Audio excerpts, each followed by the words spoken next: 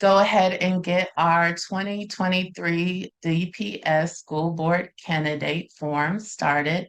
Thank you so much for everybody for joining us tonight. My name is Tiffany Graves. I am the current chair of the Black Family Advisory Council in Denver Public Schools. We are a DPS parent-led, district-supported organization.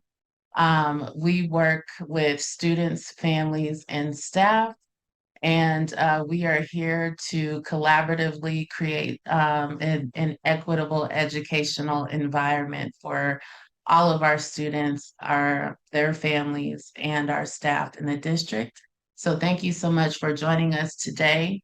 The way that this forum will work this evening, we will have an initial introduction from each of the members that will be kept to 1 minute. We will have a timer on the screen, so if you can, please keep your responses to the allotted time that we've set for each section.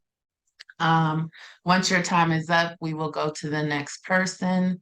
Once we get through our 1 minute introductions, we will go into a first lightning round question where you will have 30 seconds to do your response, and we will move on to the next candidate.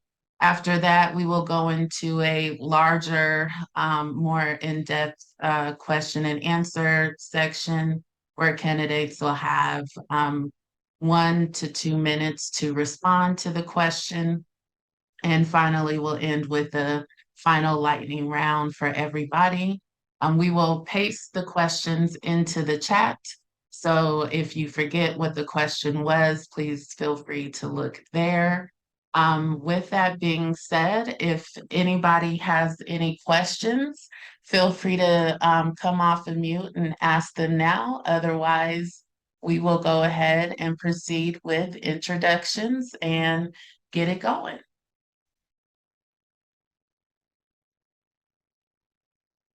All right. All right. Well, for us, I will go ahead and start with John Youngquist. If you would like to give us your introduction, every candidate has been asked to include inside of their introduction their name, their seat, their DPS history, describe the actions in DPS this past year and how they support their running for office, and what makes them the right choice for this seat. And with that, John, go ahead and take it away. Thank you so much for having me here this evening. My name is John Youngquist, and I'm a candidate for the DPS Board of Education at-large position. I've been an educator in DPS for 35 years, and I'm also a parent of 2 girls over at East High School. That's a school I was the principal of for about 10 years. I've been a student and a teacher in Southeast Denver. I've been a principal and assistant superintendent across Southwest, Northwest, and Northeast Denver, and the chief academic officer in the Aurora Public Schools. I've been considering running for this seat for the last several years, and now, after being asked by students, parents, and teachers, here I am. Initially, I have 4 priorities to focus on as a board member, and the experiences of the last year certainly informed them. They are safety, mental health, strong and transparent organization for our DPS, and a complete and absolute focus on teaching and learning. We need a board that listens deeply and requires action that advances academic results for Black children in Denver. And through my experience and determination and my devotion to collaboration, I will effectively lead the board in that effort. Thank you. Thank you. Next, we have Paul Bellinger. Thank you very much, and thank you all for having me here this evening. My name is Paul Ballinger. I'm also running for school board at large. I live here in Denver, Colorado, and my daughter is a freshman at Northfield High School. I have over 20 years of leadership experience. I have CEO, COO, and board experience also. I've worked in the private sector, the state level, local level, and federal levels of government. I have a master's in organizational leadership from CU Boulder. The reason I'm running, I don't have any experience in DPS. I don't work in DPS. So up to this point this year, my involvement, I would say in DPS is working with some of the parent groups in the community to try and develop solutions to safety. I see top issues for DPS moving forward would definitely be school safety, education outcomes, community building, and for me on the board, restoring good governance. Thank you very much. Thank you for that. Next, we have Kwame Spearman. Hey everyone, my name is Kwame Spearman. I am a Denver resident and I'm running for the at-large seat. I'm also a Denver native and a graduate of Denver Public Schools, Montclair Elementary, Smiley Middle School, and East High School. But I think most importantly, I'm the son of a teacher. My mom has been with Denver Public Schools for the past 38 years as a teacher, as a principal, and as an assistant superintendent. And so in many ways, education has run through my blood. And during our dinner table conversations, we talked about the things that are essential right now. How do we improve student outcomes? How do we support our teachers? And how do we have the best schools, not just in the state, but in the nation? I'm running because I think we need a new voice and a new direction for the district. I also think representation matters. We have a majority minority district, and as a Black male, I want to represent and help in the achievement gap that we're currently seeing in our district. Thank you all very much.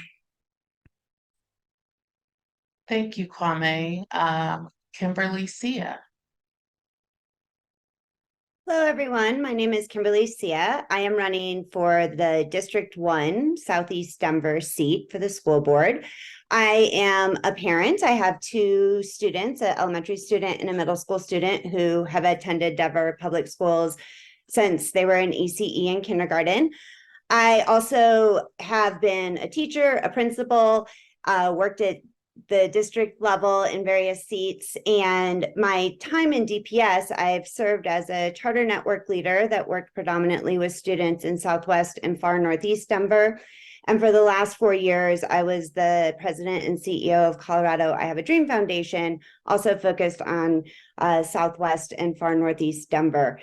Through my experiences working both directly with the district and then working with community and families and students in the after school and summertime programming that we did, I have seen the changes that have been happening in DPS, and I've heard about the challenges that families have been facing, and it really has pushed me to run for the school board. I think that we need to think about the gaps that exist in achievement for students across our district. I think we need to take a look at not only the physical safety of our students, but also social emotional safety and how we're really supporting that across all of the communities in our district. I also think that we need to ensure that we have educator sustainability and stability. And so those are three of my top issues that I want to focus on as a school board candidate. And given my expertise in education, I've been in education for over 25 years, and also my experience working in multiple communities across the district. Even though I represent District 1 in this, I would represent District 1 in this seat, I have had the opportunity to work across the district and would be able to represent those voices. Thank you. And we have Scott Balderman. Yeah, good evening, everyone. My name is Scott Balderman. I'm the incumbent for District 1. I am a proud parent of 2 kids in DPS. And this journey began for me in 2016 when I was the PTA president at my kid's school and got actively involved with the teacher strike of 2019. I'm running for re-election because I want all students to receive the resources they need to thrive. And I want to make sure they love learning in DPS. 3 main priorities for me are recruiting and retaining our great teachers, especially our BIPOC educators. Smaller class sizes. I want to make sure that that is part of our conversation on our declining enrollment in merging our schools, as well as reducing the teacher workloads through those smaller class sizes. And student well-being. We need to focus on eliminating those learning barriers, especially with our teenagers that may be experimenting with vaping and tobacco, alcohol. So eliminate all those barriers so kids are ready to learn. My largest contribution in my first term had to do with bringing accountability to the district through our new policy governance framework, and in particular, our number 1 ends policy around equity. And the reason I'm the right choice for District 1 is I will be the board member that will continue to advocate for equitable resources, the policies around rethinking our funding formula, so we're not just closing schools because they have low test scores. I'm the board member that will end the policies that create winners and losers through schools competing for kids. And I'm the board member that will ensure our Black teachers have their statutory and collective bargaining rights. And look forward to the questions. Thank you. Thank you, Scott. And we have Brittany Johnson.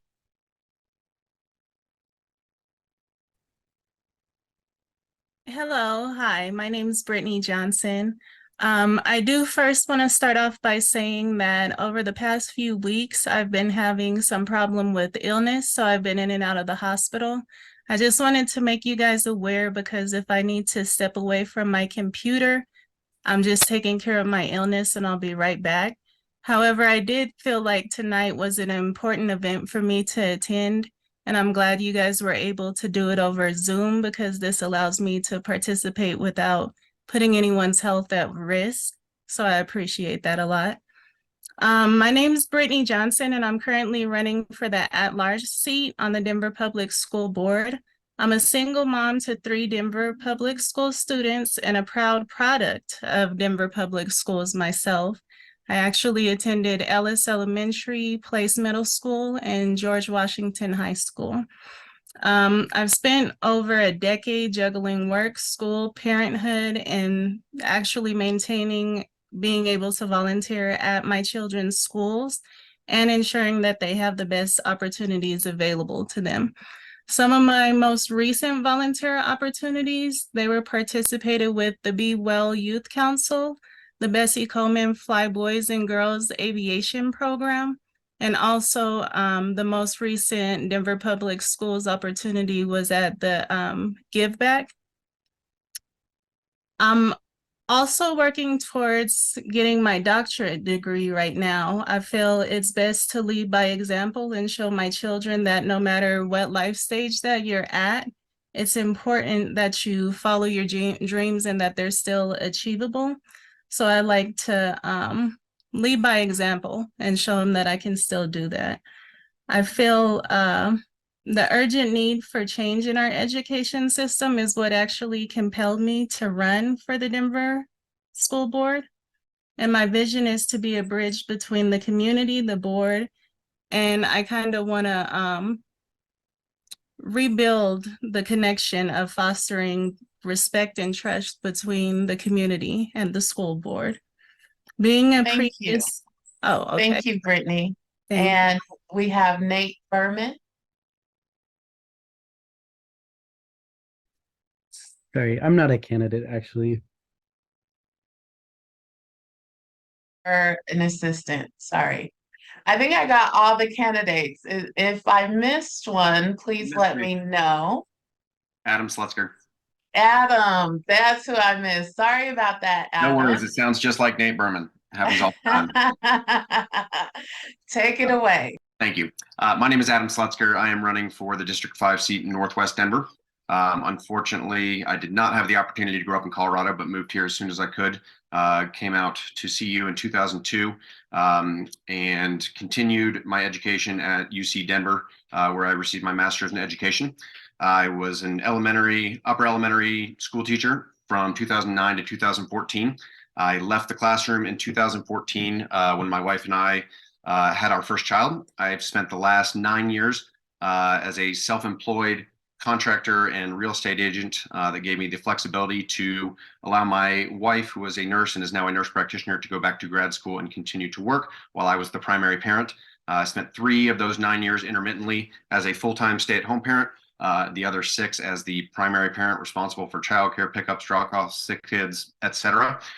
So I think I have a quality lens as both an educator and as a parent. I've served the last 2 years on the Collaborative School Committee for Columbian Elementary as we've been navigating the Small Schools Initiative fallout. And so that was kind of what spawned me to take the leap to run for this position. I kind of consider myself an educator advocate first and foremost. And my primary focus would be recruitment and retention of our educators and our school staff. As everyone else has mentioned, I also think equitable distribution of the resources, the limited resources that we have available in the district, is really important, and using data to make sure that we are aptly distributing those resources, and the impacted communities that we're making sure are receiving those resources. And then, as many others have touched on as well, having a big focus Thank on you, student Adam. well-being. So, Sorry, thank no, you. no problem. All right, now we will move into our lightning round questions. Again, everybody, these are 30-second responses. So just be very clear and concise. You may have already kind of touched on this, but please use your time wisely to maybe expand on this specific topic as we get started. And while we have you up, Adam, I'm going to go ahead and stick with you with the first question. So what makes you qualified to sit on the Board of Education?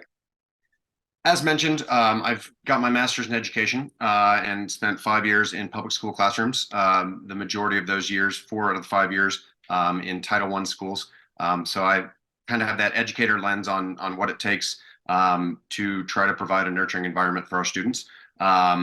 As also mentioned, I've got 3 students in DPS and believe that my experience both as an educator and as a parent kind of gives me a unique lens. I didn't want to wait until I had time in life to serve on the board. I really have been feeling the impacts of the educational system, as many parents have through COVID, and as we continue on and look at declining enrollment across the district and the limited funds, and just believe that my individual experience, both as an educator and as a parent, combined with my ability to be a practical problem solver with a listening ear and an openness and willingness to allow anybody with a vested interest in our child's education to have their voices be heard as a serving as a representative on the board. Thank you. Next, we will have Brittany Johnson. Thank you. As I've said before, I do believe that my individual experience, not only being a DPS student myself, but also having 3 DPS students in the system, and as well being a part of the community, gives me a unique outlook on what the community is experiencing as parents, as being members of the community, and just as wanting the best for their children. My platform is really built on 4 core values, which is student first, community-centered approaches, safe environments, and inclusivity. I think that being able to have these unique outlooks on being a part of the DPS system, it helps me to relate to the community and be able to make sure that their voice is being heard on the school board. Thank you. Next, we will have Scott Balderman. Great, thank you. What makes me the best choice for this position is my current experience on the board. I have full understanding of the largest challenges we're facing in the district. I would put declining enrollment is number 1, and I want to make sure I want to advocate to make sure our entire city is shouldering that burden when it comes to how we address our declining enrollment. Thank you. Tiffany? Next, yes. Is there any way that we can ask them to elaborate on some of their answers? Because there's well, in the interest of time, we're going to continue with the questions we have. But if you do have questions for them, we can put them in the chat.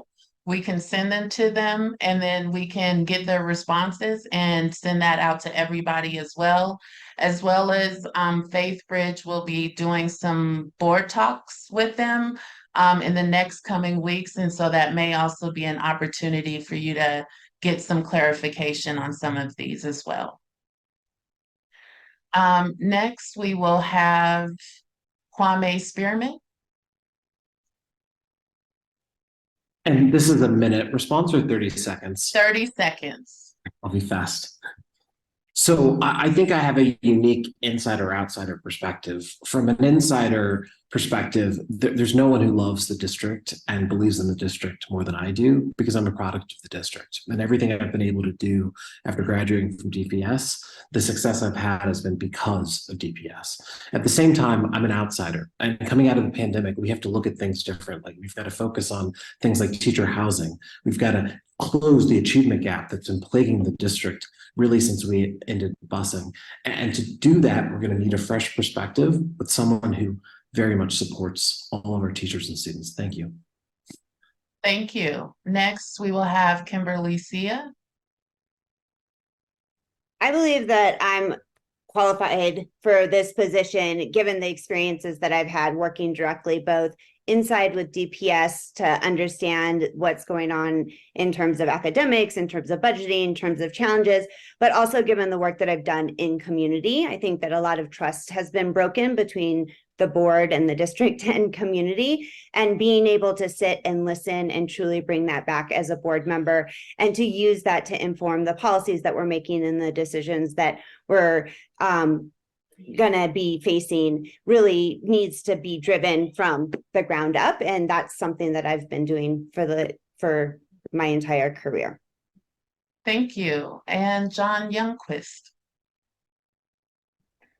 Thank you. Yeah, I'm qualified because of the background and experience that I've had in education and the current work that I've been doing. I have been a high school teacher, a middle school dean, and elementary principal, a high school principal, chief academic officer. I continue to serve students and young people through a program that reduces youth violence in the community called the Gang Rescue and Support Project in Denver. I'm devoted to making certain that all the experience that I've had is something that we can use as a board to understand what new policies and actions are likely to be successful for our kids. Thank you. We'll move to the next lightning round question, 30 seconds. What is your understanding of Black excellence plans? And we will begin with Kimberly Sia.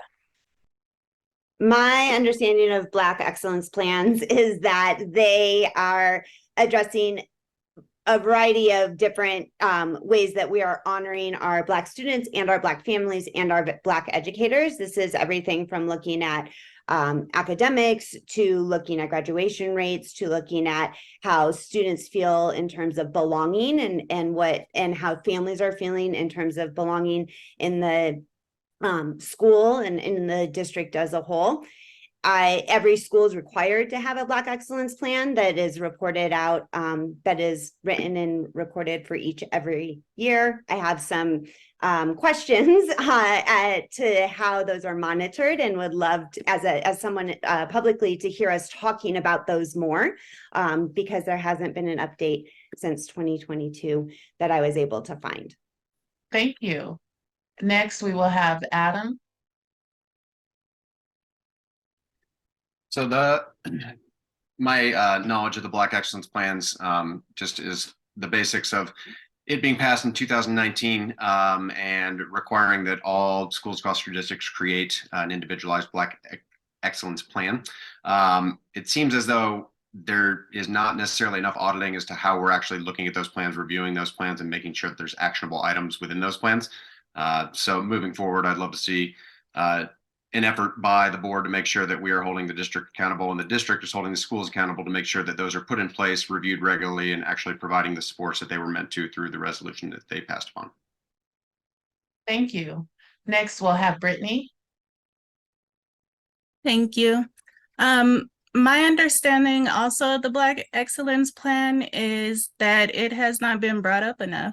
I feel that it was supposed to be in place to help the Black family as a whole, help make sure that they're acknowledged and help make sure that they're spoken for within the DPS system. But I don't really see that happening. I can say that within different schools, I have been a part of different individualized groups within that school where they create a space for Black families. But I do think it's important to go back to the plan and actually shed some light to it and actually make sure it's brought forth to do what it was meant to do in the first place. I don't feel that's happening now. Thank you. And John? Yes, thank you. I have deep experience with the Black Excellence Plans. Knowing that the Black Excellence Plans at school sites were required by the Black Excellence Resolution in 2019, I engaged 60 teachers at East High School as a team program to identify the root causes for the lack of performance and for many of our Black students at East High School. We identified challenging and difficult and really important root causes to build out of, and identified the 3 actions that we would take. My frustration with the Black Excellence Plan right now is that there is a bit of forgetfulness that they are the priority that they should be and need to be, and they're inconsistently now implemented at school sites. It's time for the board to renew their focus on the importance of Black Excellence Plans. Thank you. Kwame. So I think the definition has been borne out, and I'm going to use my 30 seconds to talk about the failure of the implementation. And we absolutely need new voices and new faces. The achievement gap, as shown by the CMAS scores, is over 40% between our Black students and our white students. It is horrific. It is unacceptable. And if you've been in education, particularly on the operations side, you're accountable for this. We've got to have a fresh perspective and we've got to move forward. And that's why I'm running for school board. Thank you. Scott. Yeah, and these are all born from the Black Excellence Resolution sponsored by Jen Bacon. And in conversations I've had with schools, is the critique I heard about it, it was really more about compliance and a checklist versus any type of accountability. And it is true that Black Excellence, since Dr. Moreau has been on board, there has been a shift away from the resolutions and the plans. We are under now the policy governance model where there's an ends focus, especially into equity. And there's multiple measures in particular for Black students when it comes to Dr. Moreau's performance evaluation. Thank you. And Paul. Yes, thank you. I absolutely appreciate and value the Black Excellence Initiative in DPS. I kind of repeat some of the other points made is what are the metrics? What are the KPIs? How are we measuring if it's effective or not? And so, yeah, we absolutely need to hear more from the district, from the superintendent, as to how we're executing some of those initiatives for sure. To Scott's point, same with that. I think that the ends policies cover a lot of that, and maybe that's somewhere that we need to sort of focus more attention to, possibly. Maybe it's more effective. I don't know, but thank you. Thank you. And Paul, you'll start us off for our next question. What gains would you like to see for students in effective needs, special education, with a 504 or an IEP? And it's 30 seconds. Sure. I'm a dad to a special needs kid. My daughter's on an IEP, so I'm very familiar with that process. It's abundantly clear, talking to teachers and being involved in DPS, that more needs to be done. I absolutely want to see more funding pushed to the schools to support special ed, especially children on 504s. Some schools, it seems like, have the right supports and some don't. So we have to make sure that we have equitable distribution of the supports needed for 504 and IEP kids. Thank you. Next, we'll have Kimberly. So I would really like to examine further, and I know that this is one of the focus areas for the board now, in effective needs. Who is being placed in effective needs programs? I ran 2 effective needs programs when I was a school leader, and kids were especially Black boys were over-identified in those programs. And we would work with families and teachers and the students to be able to ensure that we actually were supporting the needs that students had, so that they were not stuck in effective needs programs, but actually were being able to be supported and move out of those the programs. And so I would like to see, just as the examination has started in the district, I would like to see that continue to move forward and to ensure that we are not over-identifying students who shouldn't be in effective needs, potentially shouldn't even be on an IEP, and reducing those numbers. Thank you. Scott.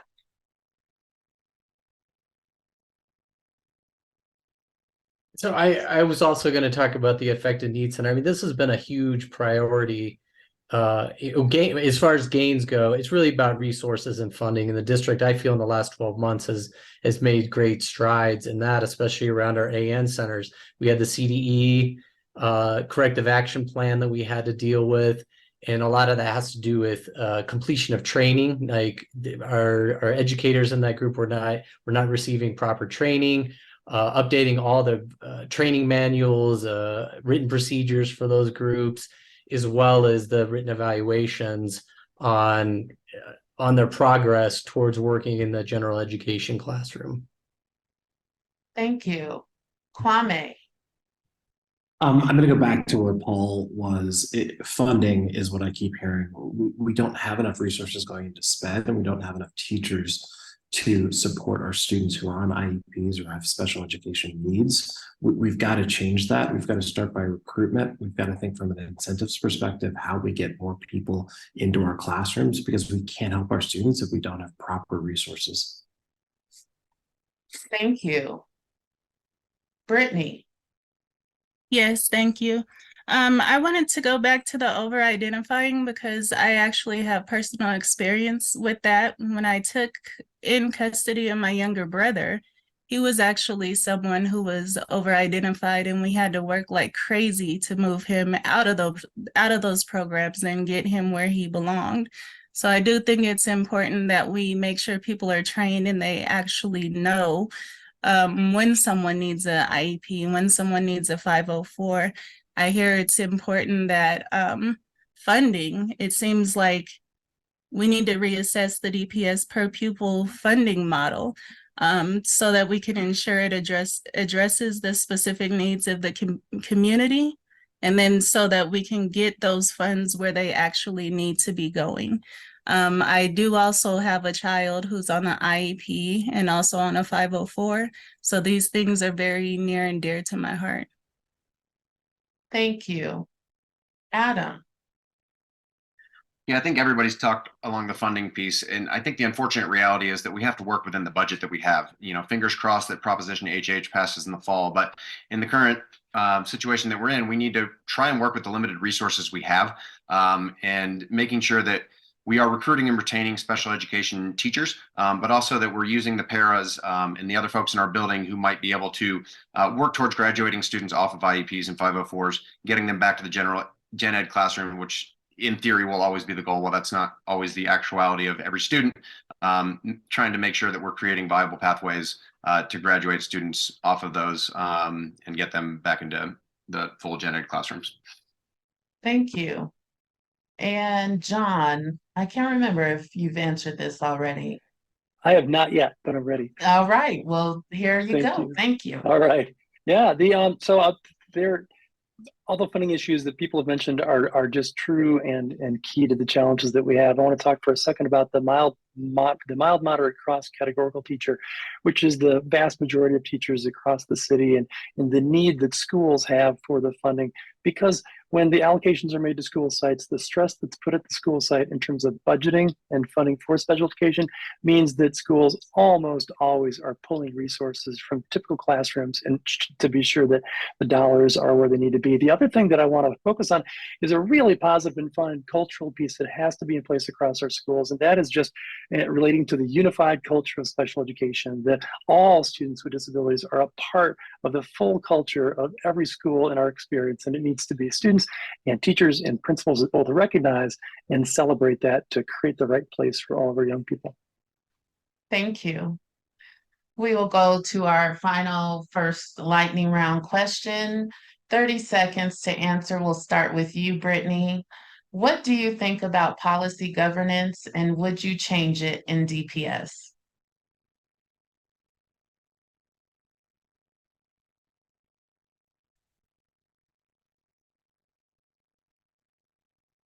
Brittany? She's in the restroom. She had to Oh, step okay. in. All right. We will go ahead and go to Kwame. Yeah. So was the question, what do I think, or what is it? Sorry. What do you think about policy governance, and would you change it in DPS? No, structurally, I'm comfortable with policy governance. The superintendent and their team should be in charge of operations for the district. The role of the board is to work with the superintendent to set a vision and to have very clear metrics to see if the superintendent is achieving that vision, and then to have guardrails and to push the superintendent in the right direction. So structurally, I'm fine with that. I do think that, I want to be in a position where we're not necessarily using the policy governance, excuse to not answer community questions or dive into it. I think as a board, we are responsible to the community, but structurally, I understand and I'm in favor of policy governance. Thank you. Next, we will have Scott. Yeah, my first 2 years on the board, there was no governance structure at all, and it was chaotic. And I think that when you have no framework in place, you're going to have a new superintendent every 1 to 2 years, and that is a guaranteed way to fail students. Once we shifted to policy governance, this is more focused on vision and accountability for performance.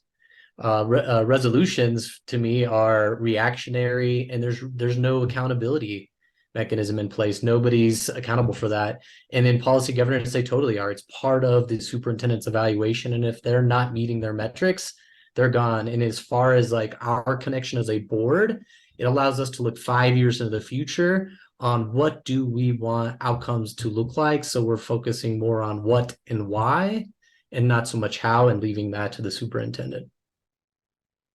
Thank you. Next, we will have Adam. So I agree completely with what everybody has been saying. And structurally speaking, I think the policy governance model makes a lot of sense. I want the central office to have the autonomy to move swiftly and take action. And the board's responsibility within that is to oversee and maintain. I saw Aisha's question around what type of data would you look at to inform your policy governance. I think there's a lot that goes beyond just data around budgeting, around educational attainment, around a variety of pieces. It's not just the data we're looking at, but also making sure, as Kwame mentioned, we're taking in community feedback and incorporating sort of all sources to make sure that we are creating a lens that we can then review how the central office has been responding within towards our directives in the policy governance model, and make sure that they're being held accountable. Thank you. Next, Kimberly. I also agree with others in terms of the fact that from a structure standpoint, I agree with policy governance. I appreciate the differentiation and role of the board and role of the superintendent. I think that is extremely important. However, I do also agree with Kwame on the point of I don't want it to separate how the board is interacting with community and how we're using the information from community to inform what's happening in terms of policies created. And in terms of the data, while I know that the policy governance is used to evaluate the superintendent, I would like to see more frequent progress monitoring of what's happening with very specific data being asked to be collected. There is some breakdown of that for each of the parts of the superintendent's evaluation, but I think that there's further detail that would be helpful for me as a board member to see how that's matching with what I'm hearing from community. Thank you. We will go to Paul. Thank you. Yeah, I kind of echo pretty much all the other points. I like the policy governance model. I do think there needs to be a clear line between, the operational side, DPS and board. And I agree with what Kwame said, that the board is there to set a vision, make sure that we're on a good trajectory for all children, and then hold the superintendent accountable. But as far as the model itself, I think it's good as long as we adhere to it, just like the rest of the board policies. They're, for the most part, very good. We just need to make sure we're sticking to it and being accountable and transparent. Thank you. Thank you. We will now go into our fuller response time.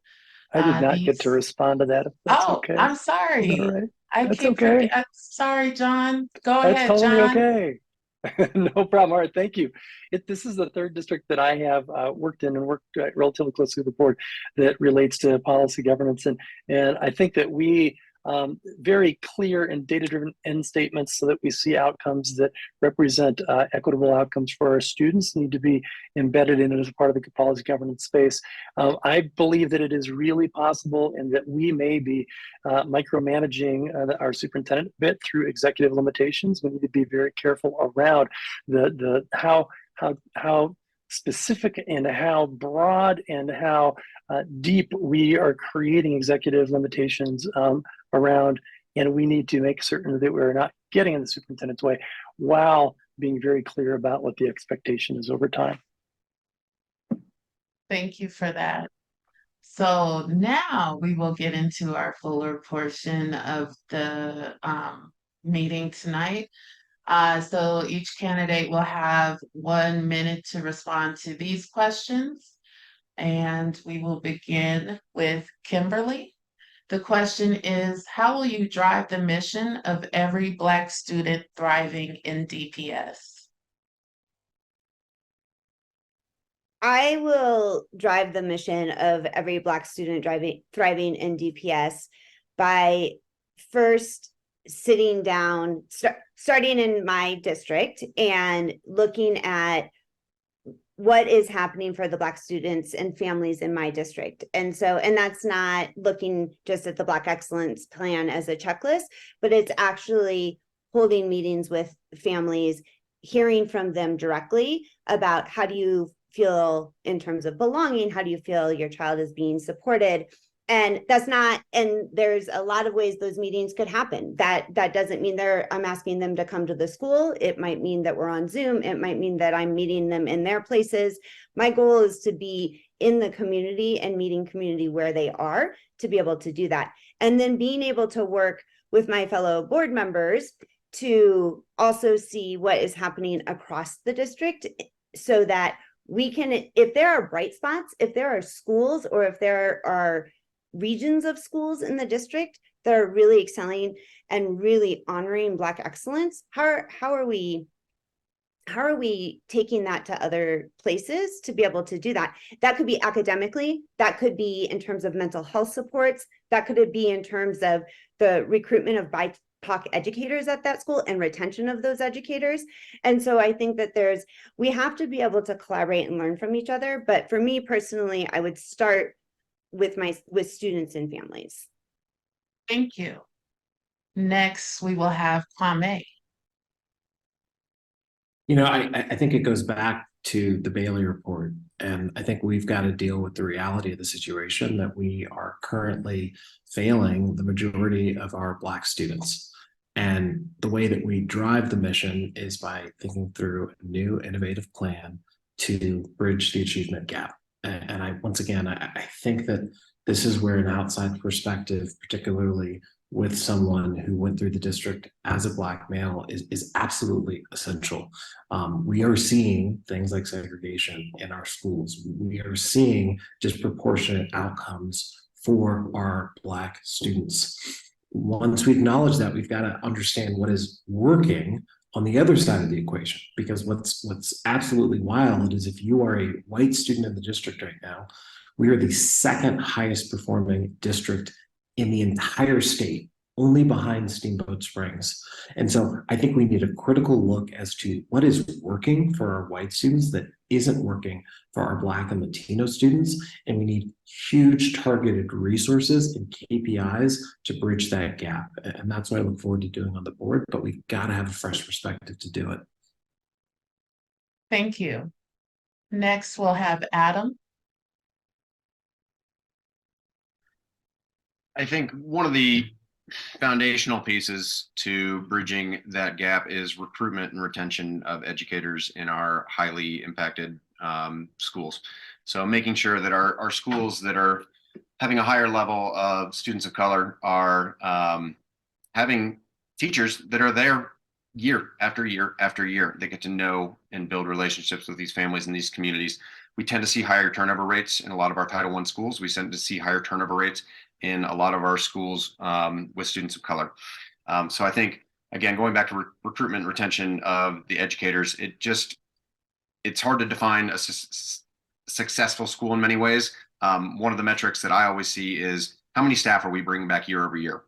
Because when you see that, you can really see not that educators in other schools don't want to be there, but that continuity builds a level of excellence and helps to bridge that gap on educational attainment. I also think we need to focus a lot of energy on ESL students. I think a lot of our students of color are ESL students, and while we maintain that we will meet their educational needs from an ESL's perspective, a lot of times, just like when we talk about SPED learning, we are not necessarily providing that level of support that our ESL students need. Thank you. Next, we will have Scott. Yep.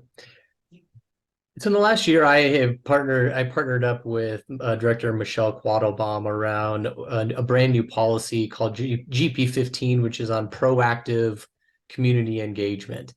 And the requirement of that, and I'm hoping this next board takes that on, is that community engagement happens in a proactive manner. And as of right now, the policy requires that there be 2 regional meetings scheduled throughout the year for each region, so a total of 10 meetings. And the goal is to talk about the ENDS policies in particular to make sure that those are the priorities that those accurately reflect the board and reflect the public as well. The key part of that entire policy is seeking a variety of voices. When we go to community meetings, is constantly we have overrepresentation of white families, overrepresentation of affluent families. That needs to change. That policy requires that we seek out those voices that are underrepresented, that we don't hear from, that we really need to be looking out for. Thank you. Next, we'll have John. We need to urgently own the fact that our Black students in the Denver Public Schools are underperforming in a lot of areas.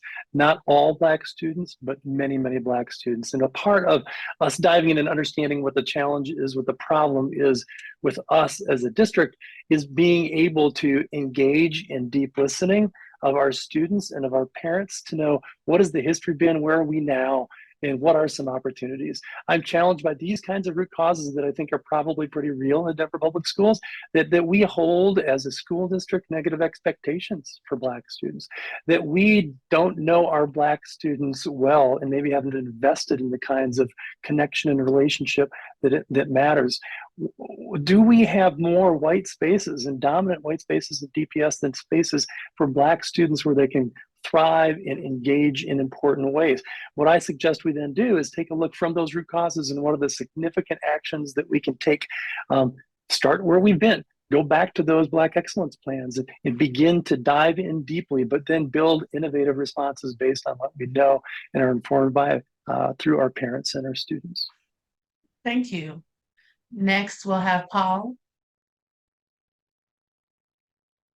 Thank you. Just a few ways that I would drive the mission on Black excellence and successful outcomes. Obviously, I agree. Teacher retention is really important right now for children. Having consistency in the classroom is critical. It really sets children back. I know my daughter's dealt with that, and it's tough. Also, recruiting and retaining our BIPOC educators and teachers. Representation has been highlighted here many times. Representation is very important. So I think that's something that we got to take a look at. I also believe community engagement is critical. It's very important. I think especially within the 5 district level of the 5 districts, those directors in those districts really need to be dialed in at that local level. So that way we have good data, good inputs, so we can start looking at the city as a whole.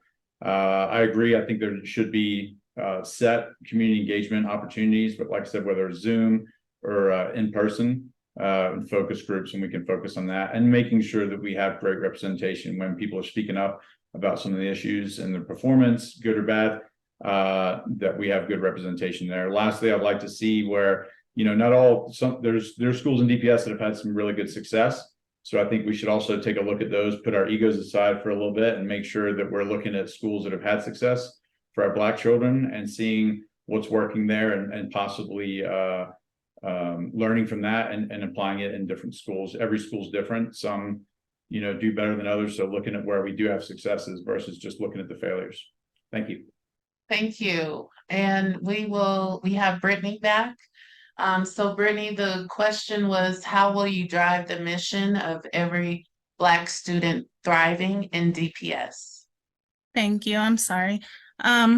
I do believe especially that teachers of color, the retention for teachers of color is definitely something that should be touched on, because students having that type of representation really helps them feel comfortable in the environment that they're in, and it does help them to thrive. I also believe that listening to our community and hearing what they need and what's going on so that we can address the student overall and just not focus on their performance. I think to address the racial disparities in school discipline, I'll also advocate for an overhaul of disciplinary systems. I think the goal is to address the root causes of behavioral issues rather than administering punitive measures, because it seems like that's targeted for students of color and that becomes the main focus. So I think the students of color need to be addressed as an overall student and not just looked at based off of their performances and not touching base on anything else.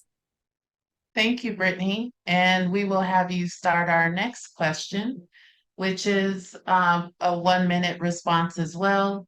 What specific actions would you take to implement the No Justice, No Peace resolution?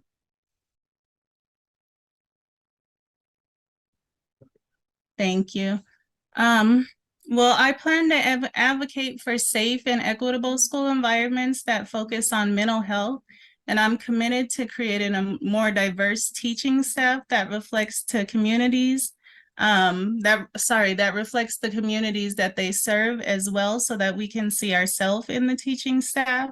And I think this really includes our Black communities, and it's probably specified to them because we're the ones who get affected the most. Thank you. Next, we will have Scott. So a lot of this work has already been transitioned from the No Justice, No Peace resolution into our ends policy number 2.2. And I have it pulled up here. It says all students will have exposure to curricula that are culturally, historically, and linguistically relevant and accurately reflect the contributions and challenges of marginalized identities and communities.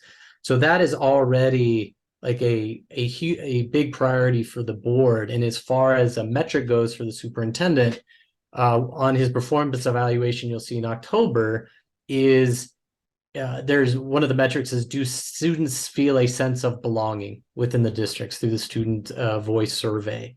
That is, I think, a great tool to see if kids truly see themselves reflected in our curriculum, in our teachers, in our administration. So that is what we've done, and I'll continue to advocate for that process. Thank you. Next, we'll have John.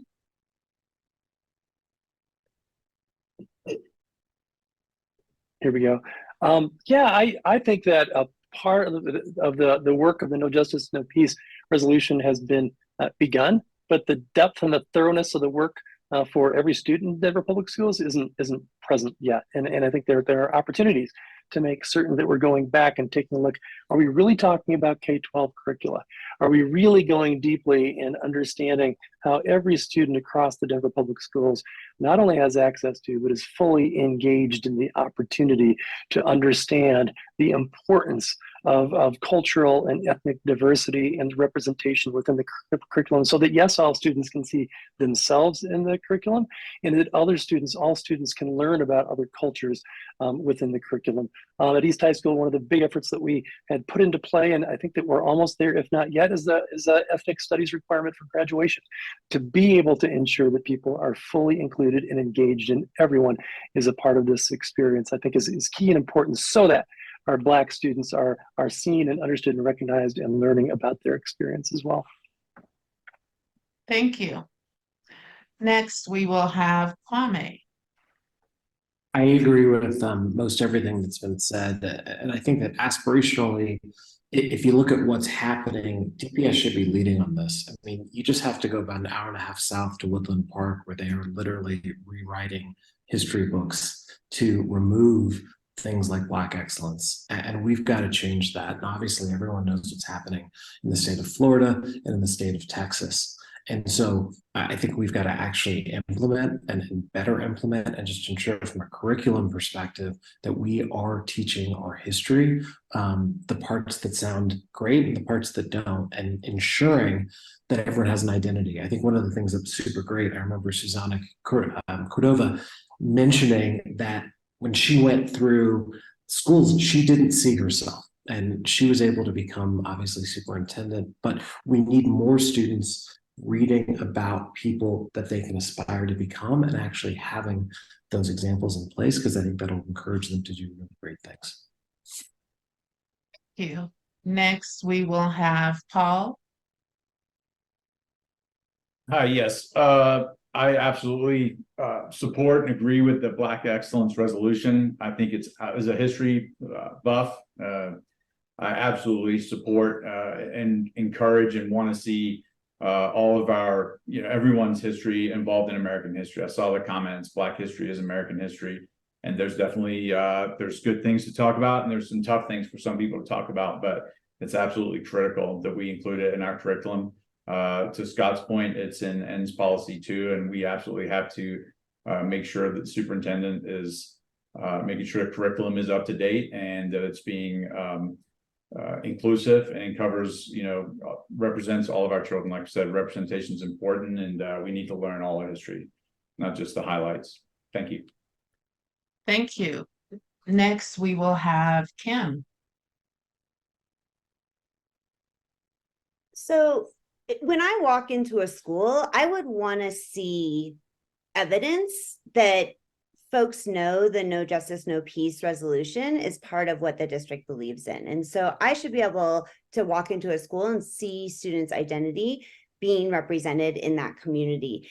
And that we're seeing that there is that sense of belonging. As I looked at the reporting metrics for INS policy, or for the INS outcomes around equity number 2, the Black students still have the lowest sense of belonging of all of our students in the district. And so that tells me that we have just tip of the iceberg started to work on this resolution.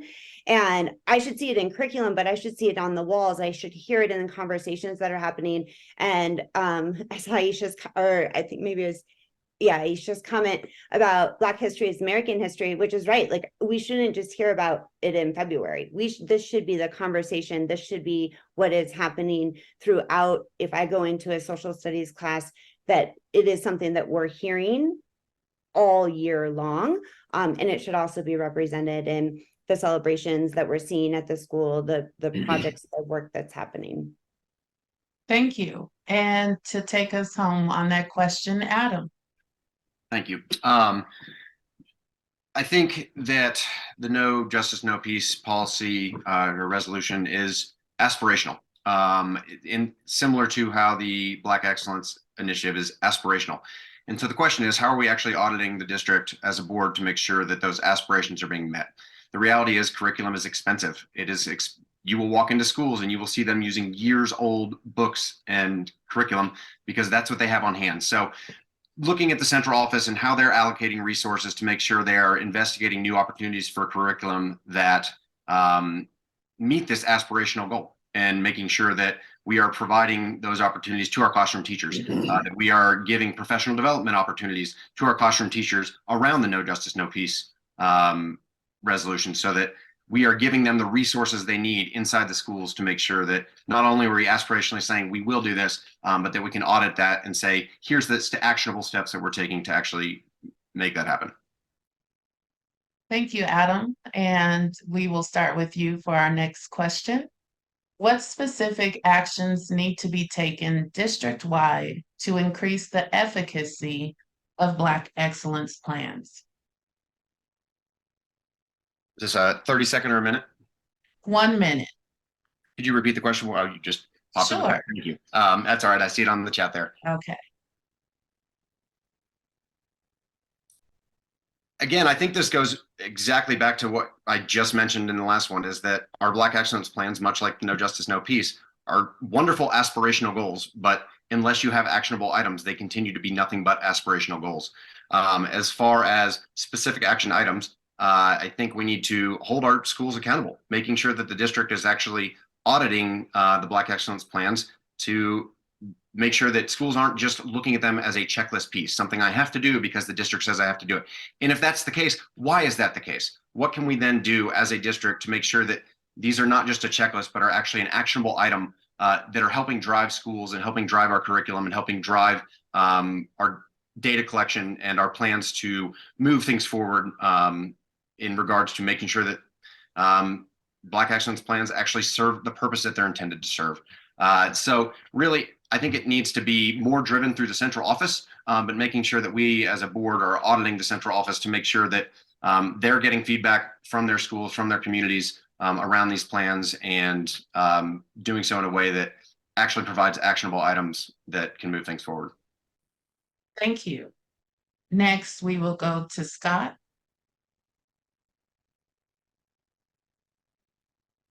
I feel like, I want to circle back to accountability on all of these, because how we do that is really not the board's responsibility. Like, my responsibility as a board member is to ensure that that is prioritized. And I think it is. We prioritize that through our equity end statement. In the Denver 2020 plan, the word equity does not even show up anywhere, even in the descriptors of the Denver 2020 plan. We've made that a priority. And now the Black Excellence plans is more of an operational decision on Superintendent Murr. I think it's absolutely critical that we do those. And that is more of a tool. What I'm mostly interested in is in those outcomes for the students and all the measures that we've identified for Superintendent Marrero. So I think that's more of an operational thing for our superintendent to make sure that those are followed through. And we'll see that in the student outcomes. Next, we will go to Kim. So the first thing I would do is make sure that schools feel supported in their Black Excellence plans. As I've been talking to principals, it's come up a couple times that they have the Black Excellence plans, but there's actually not any funding connected to it. And so if they're meeting with their families and they decide that they want to have a monthly similar Black Family Advisory Council at the school level type of meeting at the school, they have to figure out the funding to be able to make that happen. And so if they're trying to already on very tight budgets, figure out how that's going to happen, and then they might decide not to have that type of meeting to meet their Black Excellence plan. Similarly, if we're thinking about supports that they need at the school. So if our Black students are the students at the school who have more individualized education plans, and yet we're looking at the budgeting for special education and we're putting in the percentages of changes that need to be made, and yet we don't have the staff support. I think that there's some disconnect in terms of how we want to make sure that how we think about our budgets matches with our values and how we're thinking about Black excellence. If we're going to have Black excellence, but say, just make it happen versus let's also put the money, the staff, the support behind that, I think we can increase the efficacy. Thank you, Kim. We will go to Paul. Like before, I agree with a lot of the comments here. I think if you're executing and you're trying to get tangible results, you have to have a good plan. To Kimberly's point, you have to have good funding. You have to have good check-ins. You have to have measures of performance. You have to have accountability. So really with anything, especially there's a lot of things in DPS that are falling short. We all know that. And so a lot of it comes down to operational planning. So ensuring that the policy is good, which I think we all agree it is good. And then making sure that the superintendent has a strategy to make sure that those policy initiatives filter down, not just at the principal level, but all the way down to the classroom level, and students are reaping the benefits of that. So really, it's probably a fresh look touching base with the superintendent and making sure there's a plan to support this initiative. Thank you. Next, we will go to John.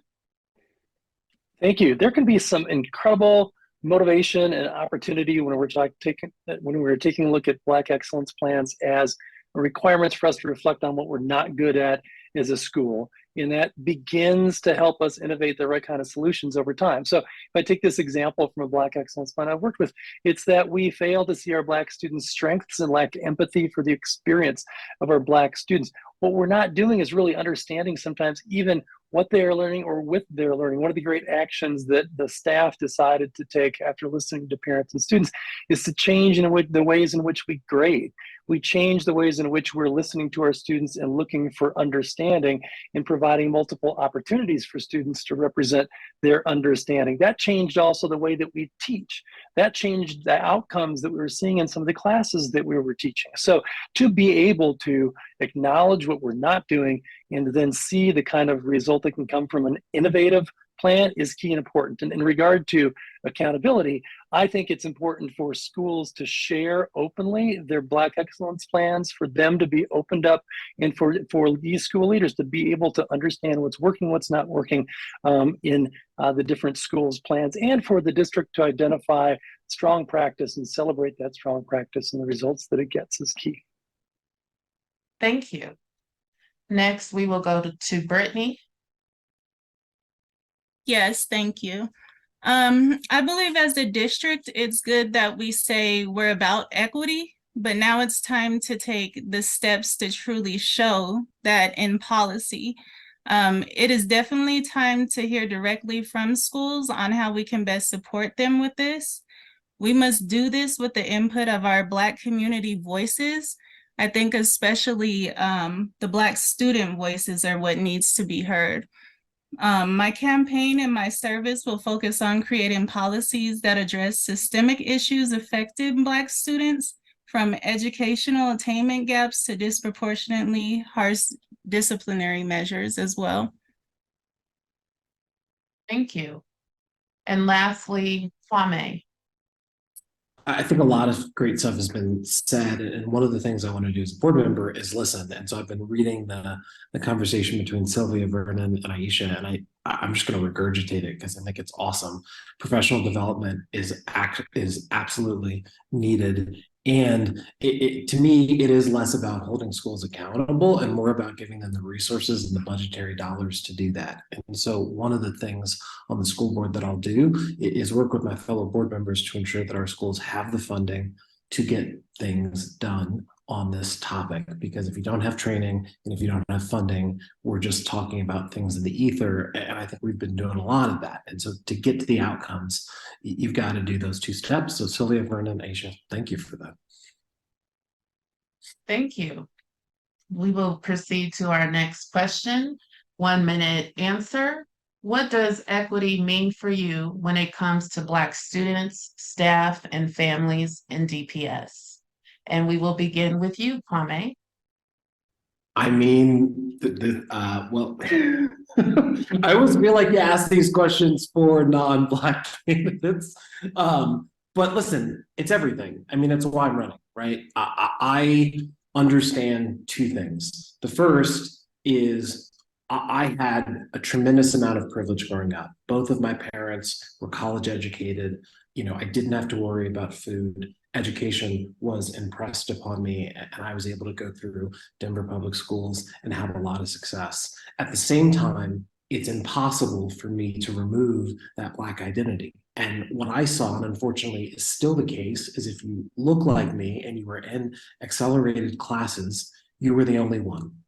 And we have got to change that in the district. And that's what equity looks like to me. And I believe we need a new generation, a new focus to actually achieve those goals.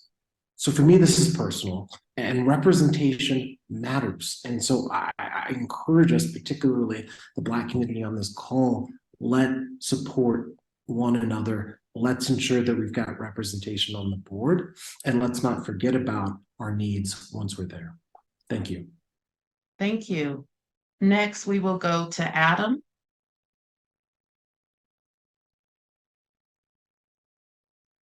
Thanks.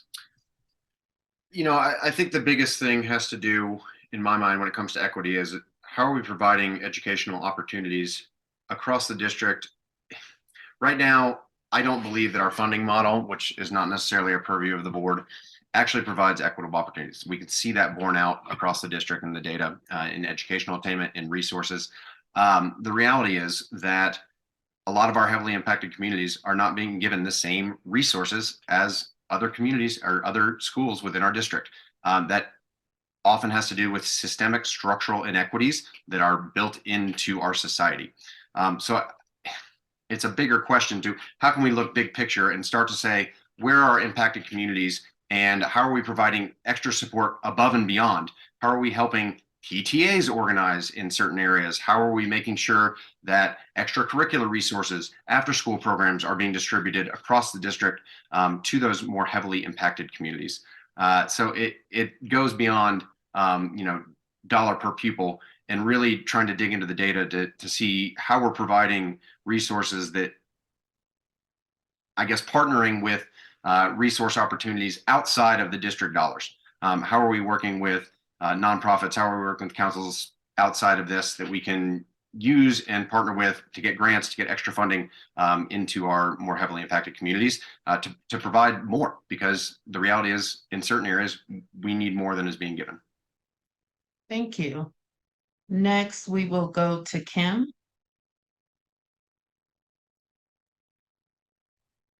Been sitting here thinking as everyone has been talking, and you know, it's, I feel like I keep saying this, but equity, as we all know, is not the same as equal. And for equity to truly be taking place, it is about what do our Black students, our Black families, our Black educators need? And that might not look the same across the district. And so I said earlier, you know, that some schools may need funding for Black excellence plans, but that doesn't mean we should give funding to all of the schools, because that's not how it should happen. And I think as we're thinking about equity, we can't just look at the people, but we have to also look at the systems. And so what are the systems that are set up? How do we think about discipline systems, and how are those equitable? And particularly for our Black students who disproportionately have higher suspension rates than other students in the district. And what is the system? What are the adults? What are the teachers? What are folks doing in the schools that needs to be changed? And so I think that as we think about equity, for me, it's a lot about both the individual and what are those individual needs we need to be addressing, but also how, and I understand the district has identified 2 systems of inequities to dismantle, one of which is the being with the affective needs. However, I think we really need to think about how education as a whole has just been structured to be inequitable for so long, and it's going to take a long time. Someone put this in the comment. It's going to take a long time to change that. Thank you, Kimberly. Next, we will go to John. Thank you. As the chief academic officer in the Aurora Public Schools, and I worked with Superintendent Rico Munn, we saw an immediate structural problem that needed to shift, and that was that there were 2 divisions, a division of equity over here and a division of instruction over here. And just as one significant action, we needed to bring them together. And the message and the understanding and the work was to ensure that equity was a part of every instructional action that we take. And we needed to step back, and we needed to, as a district, and you do this in schools too, you need to change mindsets, you need to change belief systems, you need to change instructional practices, and we need to make certain that the actions we're taking are equitable actions to ensure the investments are there where students need them. And we need to keep an eye on equitable outcomes. For me, it is about the outcome in the end. Where are students ending up in a more equitable space so that they have greater access to their dreams that they have in life based on the work that we've done over time for them. Thank you. Next, we will go to Brittany. Yes, thank you. Equity for Black students simply means ensuring all of each student's individual needs are met through the lens of education. How are Black families being represented in all school programs? And how are schools creating a welcoming environment for students' full, beautiful Black experience? All of them, the whole student. I intend to champion policies that ensure equitable funding across all schools in the Denver Public School District. I know that I touched on this before, but I do aim to reassess the DPS per pupil funding model to ensure it addresses the specific needs of communities, particularly those that have been historically marginalized or underserved. And also, back to the equity portion of it, as for desegregation, I will explore options like redistricting and the promotion of diverse educational environments through programs that encourage a balanced demographic representation in schools. Thank you. Next, we will go to Paul. Yes, thank you. Equity is a critical thing. I think leading or running a large urban school district is probably one of the hardest things that a person or an organization can do. It's very challenging. And as we've seen, it's not just in Denver, but in other large cities, they're facing similar problems. Inequity is truly an issue. And I think that was exacerbated during COVID, as we all know. I think at the different levels, there's different things we can do. I think at the top, at the superintendent and the board level, we need to partner and look at working with organizations like PELP, for example, working with similar sized cities, similar demographic, socioeconomic cities, and seeing what works and what doesn't work, and working and partnering with them consistently to make sure that we're doing things at the top correctly. I think it's important that equity is at the core, to John's point, of every decision-making moment in education. And I think it's critical that the superintendent and his leadership work highly effectively and well with administrators at the schools to make sure that equity is part of all their decision-making disposal as well. Lastly, at the school level, I think it's very important that we have representation, as Brittany highlighted as well. We have to make sure that we have active Black family groups involved in the school that are providing feedback, interacting with the school leadership, and to someone's point earlier, getting those students involved and getting their feedback. Because like someone said earlier, one school is very different than another. And so I think it's critical that we look at the local level too, because some of these things might not be that big of a challenge, so to speak. Not underplaying it, but saying that some of these things can be handled at the ground level. Oftentimes, just need the right format and the right inputs to make sure that we can make positive changes. So multi-level. Thank you. Thank you. And finally, Scott. Yep. So equity is about providing additional resources and funding and opportunities for the students that need that additional support. Our funding model, currently student-based budgeting, is a perfect example of an inequitable practice. It is very much structured around a voucher-like system where the money follows the kid. And ultimately, even though I hear the district call it an equity funding model, it's completely false. And we need to rethink that in a way that we're ensuring that when we go to fund schools, we prioritize the schools with the most needs, need a needs-based funding model. And if you just look at the most recent conversations around school closures, you'll see that the schools that were closed had the least resources, had the least opportunities, and they had the highest rates of free and reduced lunch populations, highest percentage of students of color, highest percentage of English language learners, and students with disability. That to me is not equitable, and it starts with making sure we fund our schools with the highest needs first. Thank you. Our next question, we will start with you, Scott. What policy will you create to eliminate the gap on standardized tests between students with disabilities, those who are multilingual learners, and our lowest income students?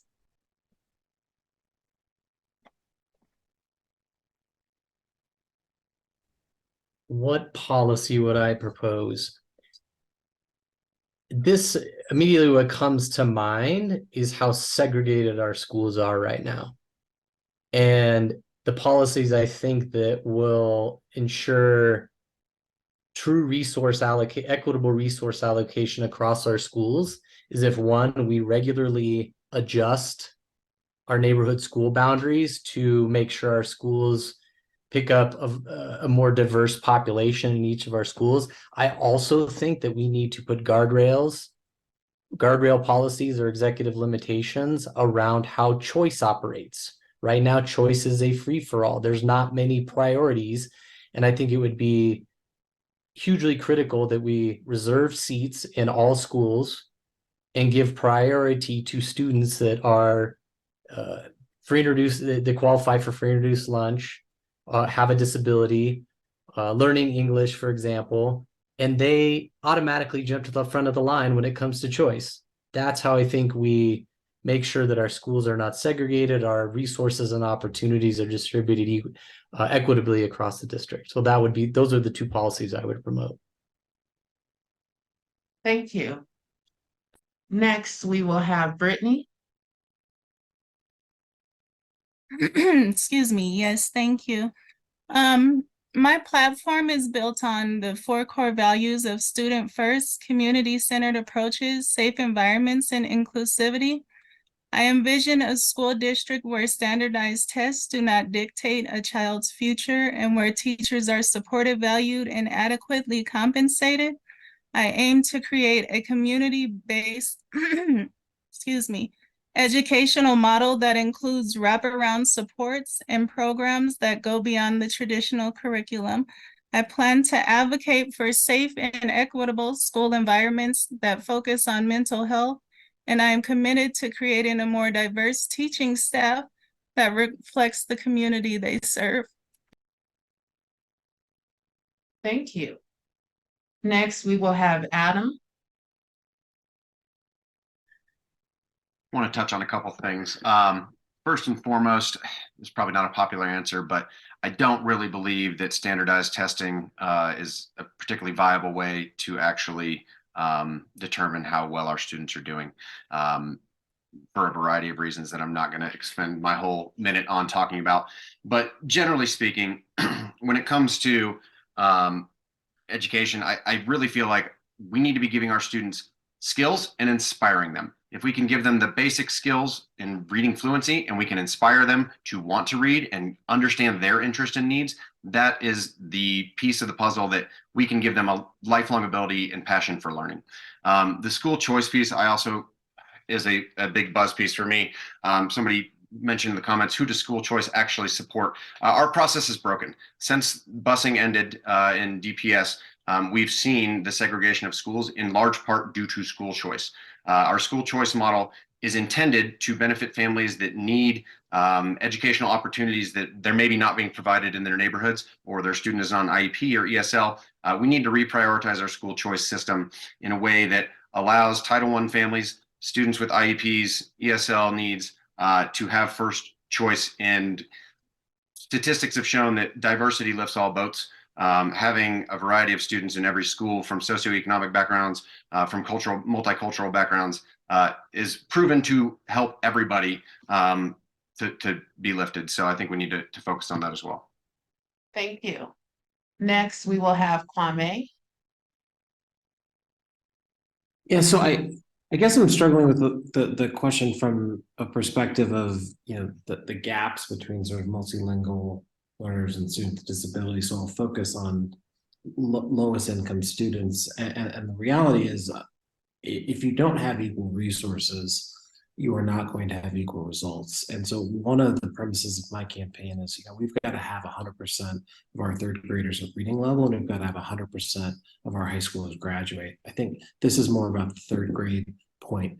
We've got to give opportunities for people to have more access to ECE. We have declining enrollment in our district right now, and so we are seeing more and more space within our schools.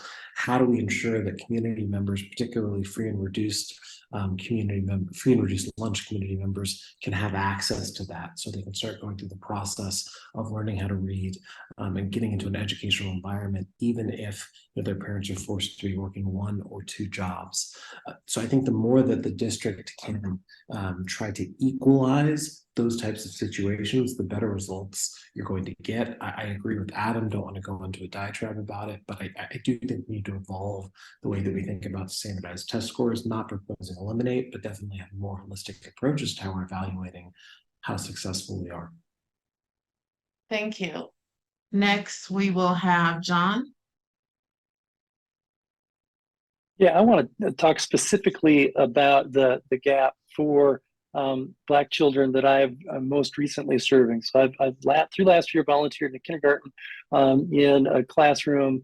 All of the students are Black in the classroom, and what I saw in that classroom, the one next door, is the lowest quality learning experience that we could imagine. And these were nice people that were trying to teach effectively, but didn't have the background experience and the support to teach. High quality teaching in those classrooms matters. And I saw Black students that were not gaining traction, but I saw their brilliance as well. And I am both was frustrated by that, and the principal took it on, and the principal made the right strong decisions around the what needed to happen to ensure high quality instruction in that classroom and in the classroom next door. And I was thrilled, actually, because I'm still there with that same group of students into this year, and I'm seeing high quality learning experiences in their first grade classroom. But to miss a year, then to have a good experience and another bad experience is a challenge that we see all too often in our schools. And so, while it is not an easy policy to develop or create, a policy that says in our schools where our students need the most investment, it's not just about more money for every student and more money in that building per pupil, but it is about making certain that the highest quality teachers are receiving the kind of support and training they need to be successful with those students as well. Thank you. Next will be Kim. So I'm going back and forth between 2 policies, because first, for me, before we can think about how kids are going to perform on standardized tests, which are one snapshot of how kids are going to perform, we actually have to think about what's happening around them before we even get to the academic parts where they need supports. And so I'm thinking about how are we, and this is a little bit in the well-being ends that exist, but how can we create a policy that ensures that students are emotionally and social, like feeling emotionally safe, their mental health is being served? How do we create policies to ensure that kids have the wraparound services that they need to be able to perform academically? So that's one place that my head went. The second place, really quickly, that it went in terms of the policy is also around how are we ensuring that staff have the proper training and have been supported to work with these groups of students. So a teacher coming in, if they have not worked with students with disabilities before, or multilingual learners, or lowest income students, first year teacher, first time in the classroom, how are we ensuring that they have the support in the development? And so again, that's pretty far in terms of operational, in terms of what's happening, but really thinking about how are we thinking about who are the teachers who are serving our students who need the highest levels of instruction, similar to what John said. Thank you. And lastly, we will have Paul. Thank you. As far as equity in district-wide, I think fair and equitable distribution of funds is critical, and schools that would have the highest needs need to be prioritized. I agree with that. Choice is a great thing if you get into the school that you want to get into. If you don't, I've dealt with that myself with my daughter, again, who has special needs and needs quite a bit of support. And there's schools that we've tried to get into that we couldn't get into. And I agree with Scott that prioritizing children with the highest needs first as far as choicing, because they probably have a significant reason for wanting to go to a particular school to get the supports they need is important. I think also if we're going to have choice, again, needs to be fair and equitable. Maybe it's people in Colorado, you have the right to choice and a lot of people like it. At the same time, it needs to be fair. And so I think if you're choicing in, if I live in this part of town, I can choice into maybe a certain amount of schools, so that way my child can get the bus and it's reasonable. But I think it's something that we need to take another look at, because it's great if you get in there, but if you don't get that opportunity to get into a certain school that you need to get into, it really stinks. It doesn't help for everyone. And I think we got to make sure that everyone has a fair shot at getting in the school they need to get into. So I think that's a critical piece. Thank you, Paul. We will have you start our next question. This is also a 1-minute response. Do you believe additional safety measures are needed to keep Black students safe in schools, specifically with SROs and tickets? If not, why? If so, what specific measures are needed? It's a great question. Obviously, if you paid attention to my campaign, I talk a lot about safety and security. So I won't go down the rabbit hole, but I think in this case, for me, SROs, especially at the moment, are an important piece that we have to have that capability, mainly just for guns. As far as SROs, I don't think that police officers should be writing tickets really for anything. They should be there only to prevent violent crimes, violent events from occurring. That's the only reason I want them there. Beyond that, if kids are smoking behind the building, I don't care. That's a discipline issue and the school can handle that. I do think that I get this I'm in the military. I'm a reservist in the U.S. Army, just went overseas. And before we do anything, we get a lot of cultural training. And I think it's really important that we remove cultural bias, especially in a position of power, especially if you're carrying a firearm. And so I think it's critical that our SROs that we have here and our campus safety officers get cultural training, cultural awareness training, and that's continuous. It's not just a one and done deal. I think it's really important in better understanding the needs of our students and our children. And so, yeah, I think if we have to have SROs at our schools, if that's the way we're going, the board decides on that. I think it's critical that our children also get educated on working with and talking to and being around police officers, and the same goes the other way. And if the if the SRO is not up to speed, if they're not, checking the right boxes, meeting the right criteria to be a school resource officer, especially with children of color, then they need to be replaced. It needs to be very clear cut from the superintendent as what he expects from SROs. Thank you. Next, we will have Scott. Could you ask the question again, Tiffany? I'm sorry. Sure. The question is, do you believe additional safety measures are needed to keep Black students safe in schools, specifically with SROs and tickets? If not, why? If so, what specific measures are needed? Yeah, definitely. I think we need as many guardrail policies in place that we could possibly have to protect Black students. I drafted the SRO policy EL 1010 which was ultimately voted in, and it had a lot of restrictions in there, because I think what I learned over the last 4 years is that there were no clear-cut guidelines and expectations set for SROs. And when you don't put those in place, you have teachers and you have administrators contacting SROs when they shouldn't be contacted, and you have SROs getting involved. There were no expectations. And with that EL 1010, there was a lot of limitations in there to make sure that it was very clear in particular with what they don't get involved with, and that they're there for safety and building positive relationship with kids. And that's it. And so if I end up on the board again, I want to continue to advocate for more guardrails, especially around SROs, and making sure that we're not paying for this, so we can prioritize mental health resources for our kids. But we need all the limitations in place to make sure that we don't fall back into the problem we saw in 2020, that ultimately the data was indisputable. You were twice as likely to get a ticket or be arrested if you were Black in DPS. That's hugely problematic. But I think that can be resolved through policies and monitoring to make sure that we never see that happen again. Thank you. Next, we will go to Kwame. Sure, and I don't. So one, I agree with everything that Scott and Paul have said. And the question: do you believe additional safety measures, as in more SROs or tickets or anything. Absolutely not. I think I was appalled by the data that was coming out as to the types of tickets that were being written and the frequency. I'll give you an example of what currently exists right now is that if you're at Lincoln High School and you go from one floor to another, you're changing schools and you can be given a trespassing ticket. So we've got to have an MOU that clearly defines or expand upon an MOU that clearly defines situations in which we should and should not be using SROs. And I agree with Scott. What I think you're going to find is that 95% of the time we shouldn't be using SROs at all. And so the question then becomes, how do you allocate your resources specifically to things like mental health, which I think a few folks talked about in the chat earlier. That's where you start getting dollars for. So we've got to do that. And quite frankly, we've also got to aspire over the next 3 to 5 years to not have guns in schools. That's a huge thing, and we can't lose focus of that.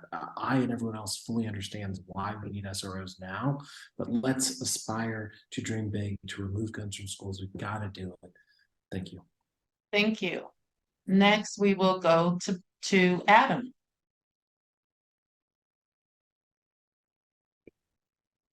So I understand completely why the board voted a few years back to remove SROs from schools. Everybody's referred to the data. It bears itself out. I also understand why SROs were brought back into schools, but I disagree with the decision personally. The fact that it was paid for or is currently being funded, I believe, by the mayor's office allows me to get by with that a little bit better. But I don't believe the unfortunate reality is if somebody wants to harm our children in our schools, somebody is going to be able to harm our children in our schools. We live in America. It is a gun-heavy culture. And unfortunately, one entrance, one exit, or having an SRO in a school is not really going to change that. I would much rather see our funding dedicated to social services, to mental health counselors, to community building efforts, to professional development for our staff and teachers around how to identify mental health needs and social services needs so that we can provide for families and for students and try to create a tighter knit community that can lean on itself and provide those services to people. So I do think that DPD should be a partner with DPS. I think they're a vital resource. They need to know our communities. They need to be engaged with our communities, but they should not be policing our communities. Thank you.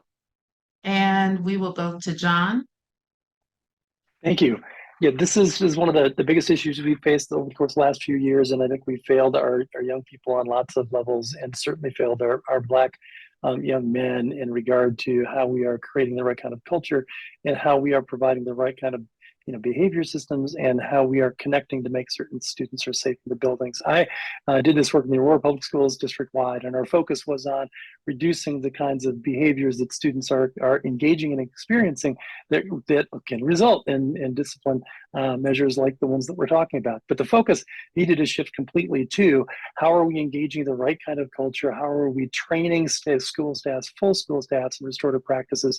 How are we creating alternatives where students are engaging with the right kind of people that are going to be listening and supportive and guiding them over time? One type of role is called a student engagement advocate. There is some research behind this idea, and it is a younger professional, a person of color that is present and develops a relationship and understanding of young people to be able to support and guide them over time.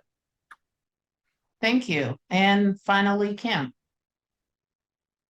So I do agree, several folks had mentioned that if we're having SROs, we both need to be monitoring what's happening with tickets and how SROs are actually interacting with students. And I think that needs to be regular information that's provided out. I also agree with the training for the SROs in terms of child development and making sure that they understand our students and what the expectations are for when they're in the schools. I do want to talk a little bit about, though, if we're thinking about keeping Black students safe, SROs are in high schools. And I think there are things that happen to students in elementary and middle school that have not gotten as much attention as we think about school safety and as we think about discipline.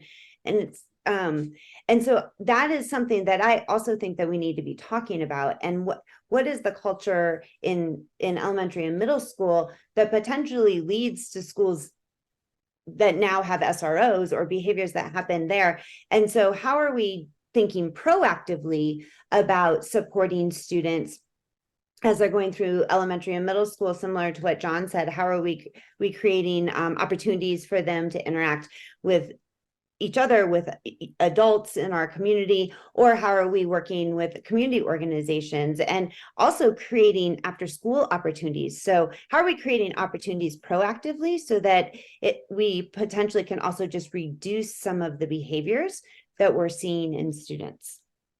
Thank you. And so that is going to conclude our long portion. I know we are a little bit over. We got a little bit of a late start for my sending the wrong links. So please forgive me if you have to hop off. We understand. If you can stay for another 10 minutes, we definitely would appreciate you answering some of these rapid fire questions. Again, this is being recorded, so if you have to hop off and hear these answers later, please feel free. So we will get started with our conclusion section of this forum tonight. These are rapid fire questions. You have 15 seconds to answer. It could be simple, yes, no. You can give a little bit of substantiation, but keep it to that 15 seconds. Also, if you didn't have enough time, Vernon so much has added the link to additional conversations you may get to have with these board members. And I'm sorry, Brittany, I didn't see you were back. So please go ahead and answer that question as well, if you have it there for you. I am so sorry. I did try to get back ahead of time. Can you repeat that one more time? I believe. Yes. So do you believe that additional safety measures are needed to keep Black students safe, specifically with SROs? If not, why? And if so, what measures are needed? Okay, I won't make you guys go behind, but I do believe that every student should be safe. I think that's most important foremost. The model as it is right now definitely requires some improvement. If we had to vote on it as it is right now currently, I would have definitely voted no. Rather than simply administering like punitive measures, mental health resources should be a priority. And I do not agree with the frequency of the ticketing measures that were being used. Thank you. And so the way we'll do this last session, I'm going to run through these questions with each of the candidates. That way they can boom, boom, boom, knock it out. And hopefully that'll lower some of our time on the call. So I won't be putting them in the chat, but I will be asking them verbally. So we'll just start with you, Brittany, since I know you have to hop off soon. And 15 seconds per response. So do you support a 4-day school week?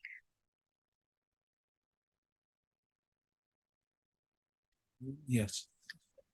Sorry, yes, I do support a 4-day school week. I think it would be beneficial to the children if they would be able to actually focus in on the schoolwork that they're learning and have some time to catch up on what it is that they're learning. What do you think of the superintendent's performance since taking the position? I think when it comes to the superintendent, that lately it seems like most of the focus has went to the actual person himself rather than the position that he is filling.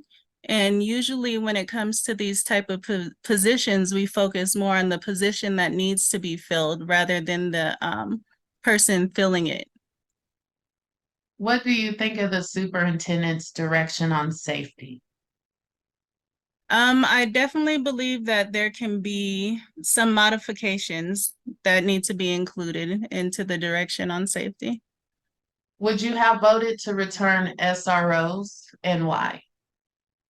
No, as I said before, if it's coming back to the model that we have right now, it's already been shown to be a failing model. So I don't think if you leave something the exact same way, no, I would vote no. There needs to be some changes. Where do you see yourself after completing this term if elected? After completing this term, when I get elected, I feel like I'll still be someone who's in my community because that's what I already do. I'm a person who volunteers without any compensation needing to be offered. I do believe that contributing to my community is just a part of who I am, and I'll continue to do so. Where do you stand on school choice and charters and why? Um, I believe that with the charter system, we do have to, I think we should put a hold on continuing more of the charters being built. I don't agree with closing down the ones that are already there, but I do believe we need to get more involved so that we know what's going on within the charter system. What is your plan to address student vaping?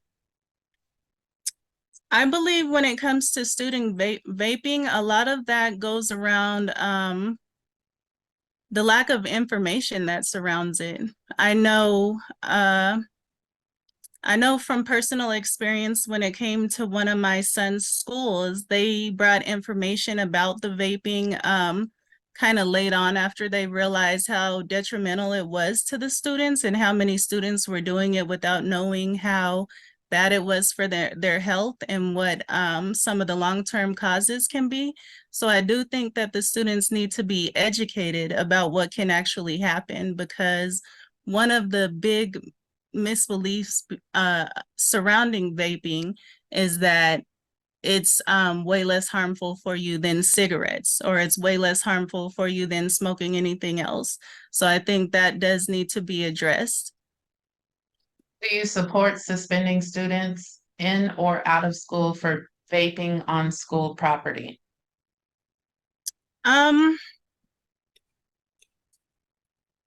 think it's a case by case thing, depending on yeah, it's a case by case thing. I can't really just give an overall blanket statement for that. What do you see as the greatest way to expedite the success of Black students in DPS? I think the greatest way to expedite their success is to actually, as I've stated several times tonight, is to touch on the student as a whole, to focus in on the student as a whole and what it means for them to have their Black experience. And finally, how can DPS bring enjoyment to Black students' education? I think a part of bringing enjoyment to the Black students' education also goes back to allowing the Black students to be able to learn about themselves in a positive light all throughout the year, not just focusing on that 1 month where they can learn highlights of certain people who are talked about over and over again, but so that they can see Black excellence that reflects them in everything that they do, in their teachers and their faculty members, just overall. Thank you. Thank you, Brittany. Next, we will go to Adam. All right, Adam, 15 seconds each question. Do you support a 4-day school week? I think it depends on the situation. I'm open to the concept of the model. I do not think it should be implemented district-wide. What do you think of the superintendent's performance since taking the position?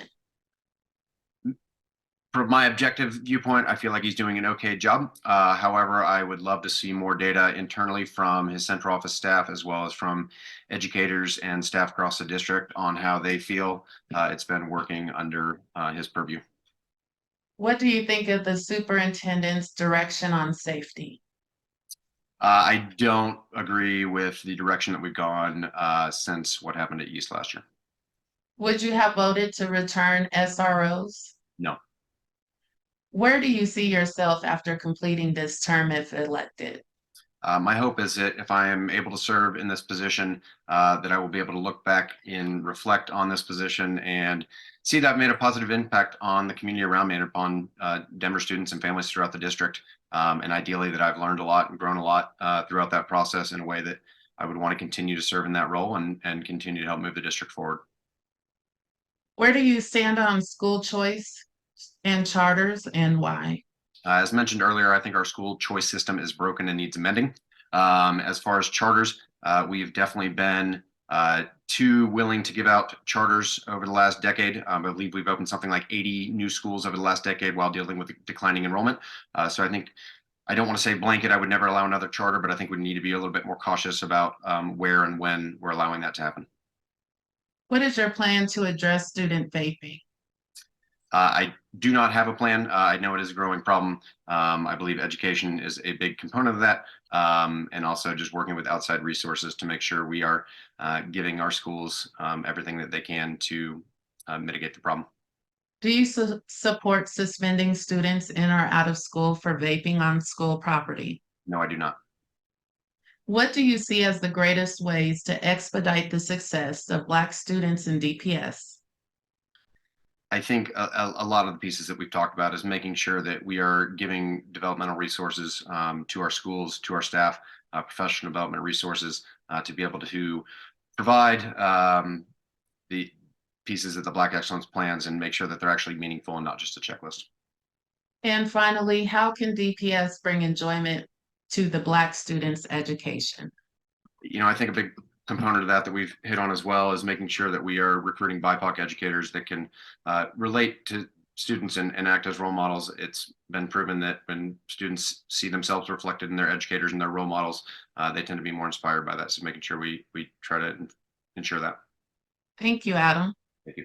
Next, we will go to Kwame. Kwame, 15 seconds each question. Do you support a 4-day school week?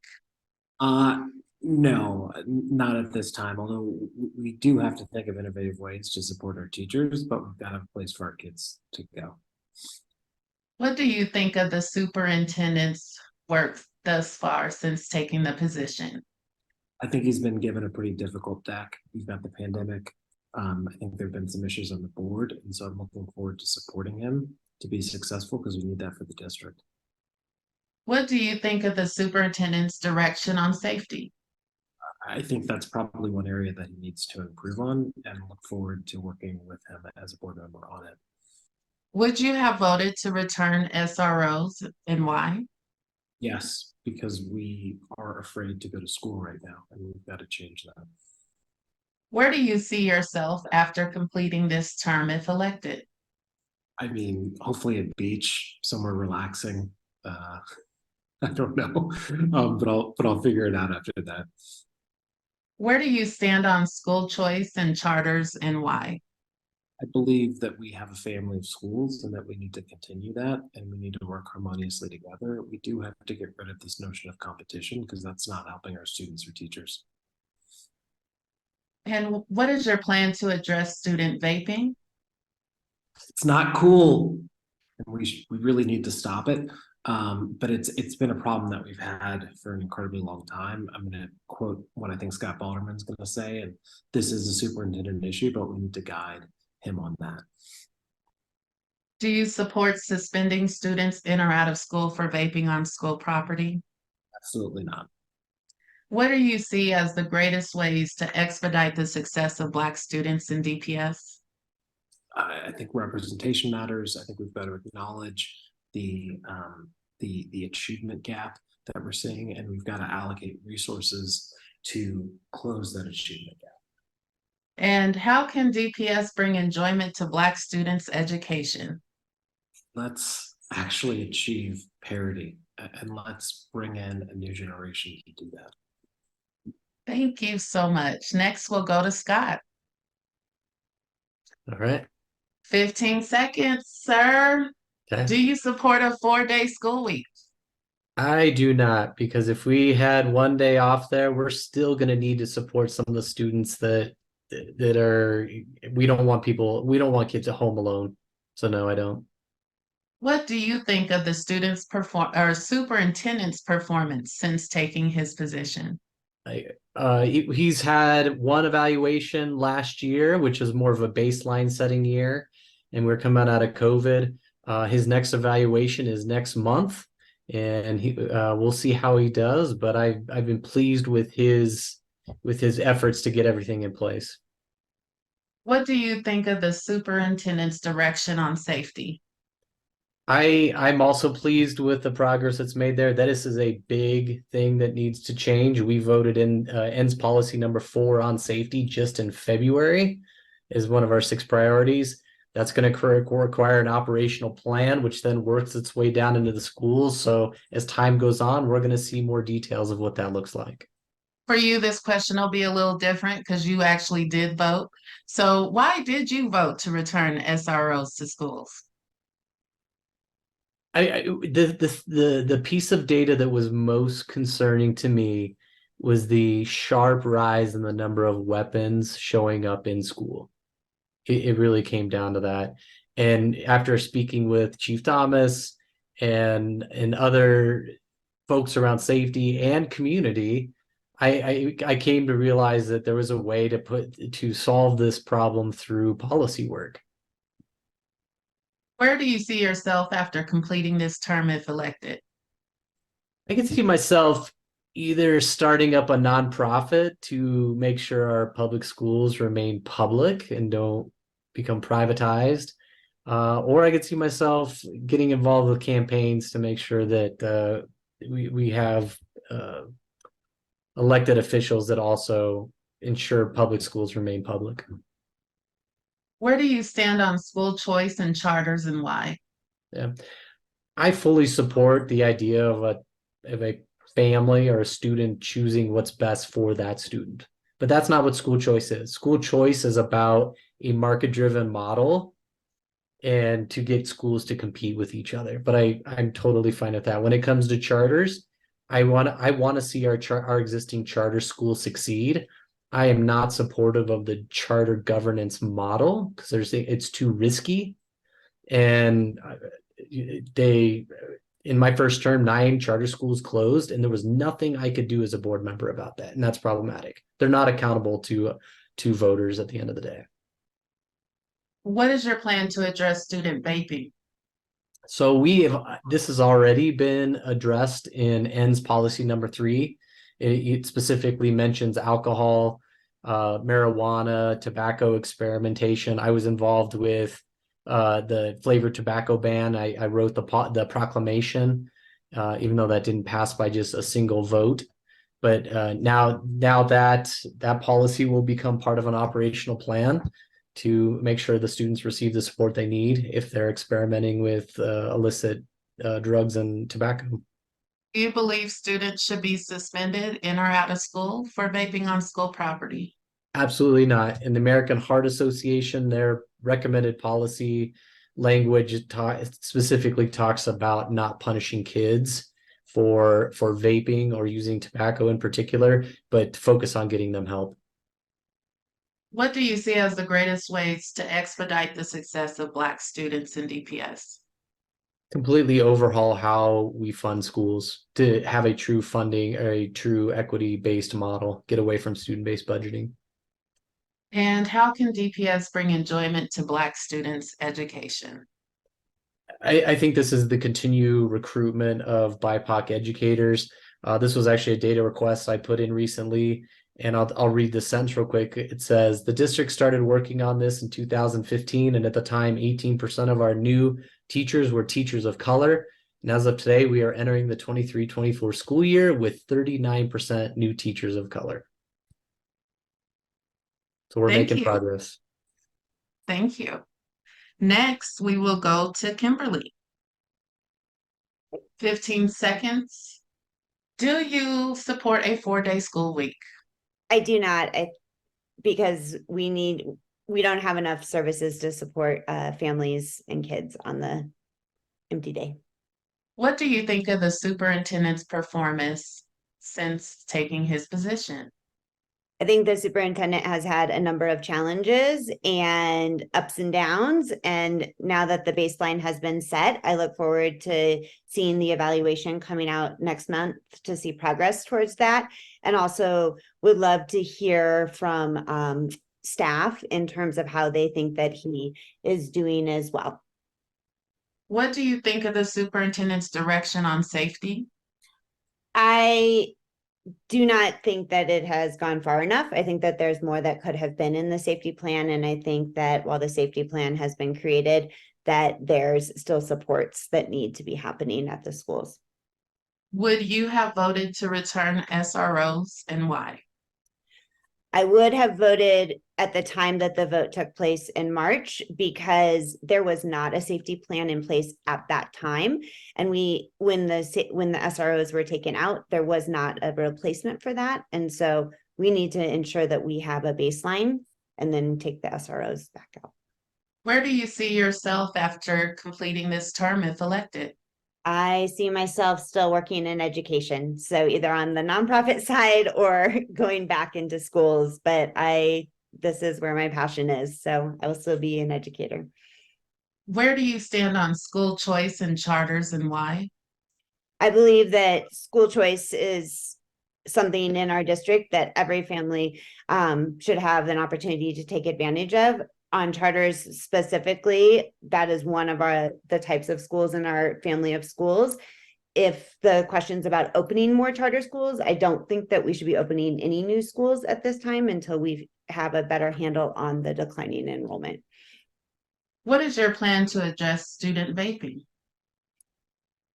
Education for students and early education to ensure that they understand the dangers and are able to understand what the consequences of what could happen if they were vaping.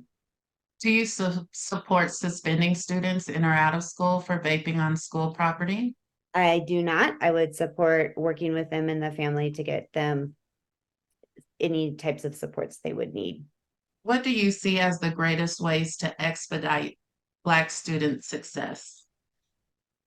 As mentioned earlier, just ensuring that our financial, human capital, and other supports are directed towards any place where we are seeing those gaps, and ensuring that we're also continuing to celebrate when those successes are happening. And how do you see DPS can bring enjoyment to Black students' education? So I'm going to say celebrating again, because I just feel like we need to be celebrating. And I also think that we need to continue to increase the number of Black teachers in our district and Black mentors and Black educators in general. So folks in the building that the students can see and be able to build a relationship with. Thank you. Next, we'll go to John. Okay. All right, 15 seconds. Do you support a 4-day school week? Uh-oh, you're muted. Thank you. I do not. I need to see students in schools 5 days a week, and as much time as we can get out of them during those 5 days, the better. What do you think of the superintendent's performance since taking his position? I have not seen results in priority areas, and that concerns me. I need to see results. What do you think of the superintendent's direction on safety? I've been disappointed significantly for almost 2 years when I was raising great concerns about the safety of our students in our high schools, and there was inaction until we saw students getting shot, staff members getting shot. Would you have voted to return SROs and why? Yes, because there has not been a plan. There has not been other resource implemented. I think there's the potential to do, I know there's the potential to do work very differently, but it is initial work that hasn't been covered by our large district safety plan that needs to be engaged for students at the school site to make sure they're safe. Where do you see yourself after completing this term if elected? Running for another term. Where do you stand on school choice and charters and why? Right now, our school district, half of our district is district-run schools, half are reform-oriented schools, and we have 90,000 students that are, 30,000 schools that are students that are in charter schools. We need to define the context we have right now, and the board needs to work with a superintendent and their staff to create a vision for the future of where we go from here to there from the context that we have. What is your plan to address student vaping? So it's the worst in the bathrooms in the high schools. We've got to figure out a way to have a presence and a message that says this is not healthy. We need to be responsive and supportive, and we need to educate young people, and we need to continue to educate them over time so that they understand both the potential negative aspects and consequences and the reality of what they're they're experiencing right now, and it's how it's not helping them with their health. Would you support suspending students in or out of school for vaping on school property? I would not. No. Where do you see as the greatest ways to expedite the success of Black students in DPS? To show true, deep value for the presence of Black students on our school campuses, to strengthen opportunities for Black students to develop in their identity and their presence on our campuses, and to teach them incredibly well, to be devoted to teaching them well. And finally, how can DPS bring enjoyment to Black students' education? I think there is a key to diversifying the teaching staff and hiring and retaining high quality Black teachers to make certain that they sustain with us over time. And I think just that, as Kim had said, Kimberly had said, the general celebration, so that there is really a pure and understood value again that is represented and recognized in the Black students in our schools. Thank you so much, John. And last but certainly not least, Paul. Hi. 15 seconds, sir. So do you support a 4-day school week? At this time, I do not. I'd have to see a lot more information and data on how that would work, but right now, no. What do you think of the superintendent's performance since taking his position? I think he inherited a very tough situation at a tough time.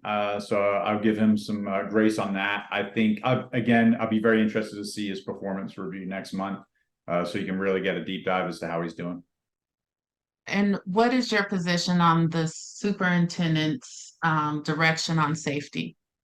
I think he's definitely made moves to improve it, which is great. I think kind of what John said, there was a moment in time a couple of years ago where he was tasked to do the same thing, and it just fell by the wayside. And I think safety is something that needs to always be a priority. Every meeting, every initiative, that it needs to always be included.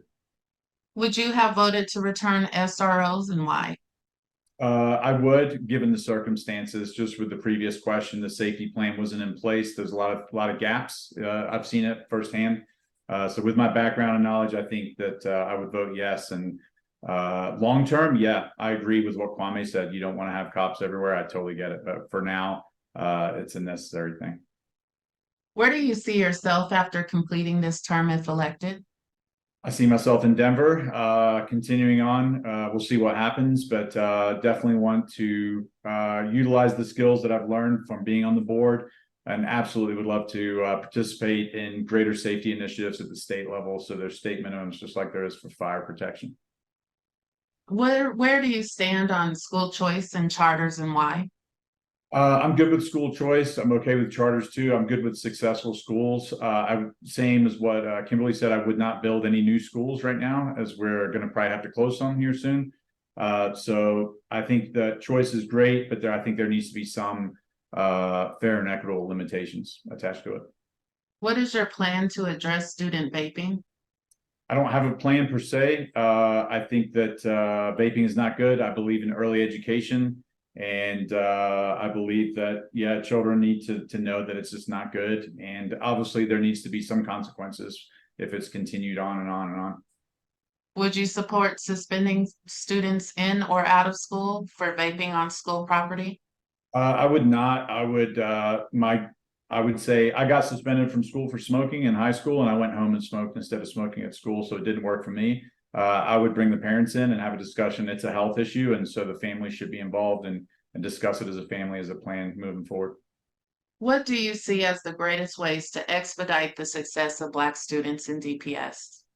I think we touched on it earlier, but I think making sure that it's a priority at the superintendent level, the administrator level, and in the classroom level. So making sure that we reward and recognize schools, teachers, administrators that celebrate Black excellence throughout the year.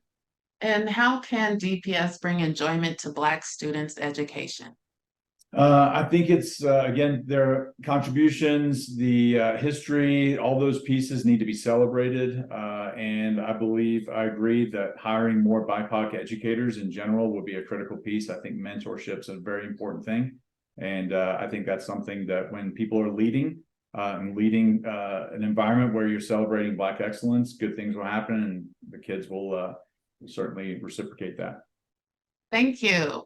Well, that concludes our forum for tonight. Thank you, each and every one of you candidates, for showing up, speaking up, running for office. We appreciate you.